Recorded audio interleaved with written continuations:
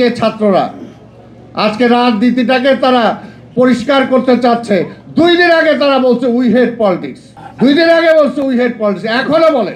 তাদেরকে ঠিক করতে হবে আগে তারা কি চায়। 5ই আগস্টের পরে এই দেশে অনেক কিছু হয়ে যেতে পারত, কিন্তু তার ধৈর্য, তার নেতৃত্বশীল বক্তব্য, তার আচরণ, কথাবার্তা, তার মধ্যে দিয়ে কিন্তু জাতিটাকে তিনি থামায় রাখছেন এবং ঐক্যবদ্ধ রাখছেন।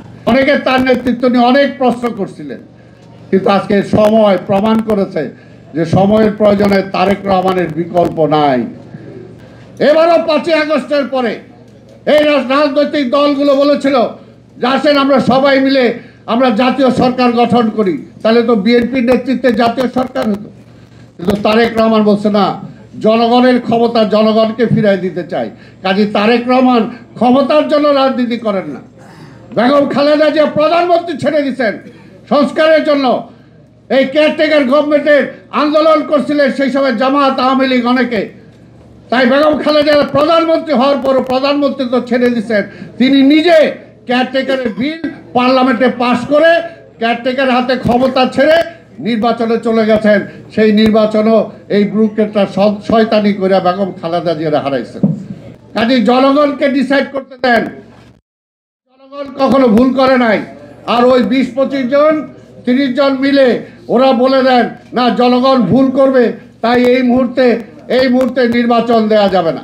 এই মুহূর্তে নির্বাচন দিলে বিএনপি ক্ষমতা হিসাব করবে, বিএনপির ক্ষমতা আসতে দেওয়া যাবে না।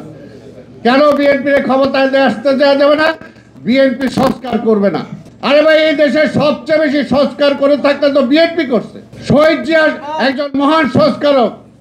যখন গণতন্ত্র ছিল না, বাকশাল ছিল, গণতন্ত্র ফিরে আনছে শহীদ জিয়া, ভোটের অধিকার ফিরে দিয়েছে শহীদ জিয়া। আজকে রাজনীতিটাকে তারা পরিষ্কার করতে চাচ্ছে। 2 দিন আগে তারা বলছে উই হেট পলিটিক্স, 2 দিন আগে বলছে উই হেট পলিটিক্স, এখনো বলে। তাদেরকে ঠিক করতে হবে আগে তারা কি চায়। আর পাশাপাশি বললে সবাই রেখে আগে কেউ কিছুই করে নাই। আর যারা 17 বছর 30 বছর 40 বছর ধরে গণতন্ত্রের জন্য লড়াই করছে, সংগ্রাম করছে, কারো কিছুই হয় নাই। তারা সব পরিষ্কার, সব ভালো কিছু করে দিবে। করে দেওয়া তো সহজ না। যদি 5ই আগস্ট এই ফ্যাসিবাদের পতন না হয়তো, ক্রেডিট আমরা দেই, সবাইকে দেই, কিন্তু ইন্ডিভিজুয়াল কেউ নিতে চায় না।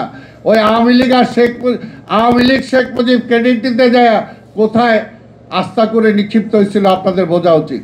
তারা রাষ্ট্রের সেই সুব্যবস্থা দিতে পারে নাই বলেই আজকে বিএনপির দোষ দেন। বিএনপির জন্ম হইল কেন? যেহেতু রাজনীতি তারা ব্যর্থ হয়েছিল, সেই কারণে তো বিএনপির জন্ম হয়েছিল, শহীদ জিয়ার জন্ম হয়েছিল।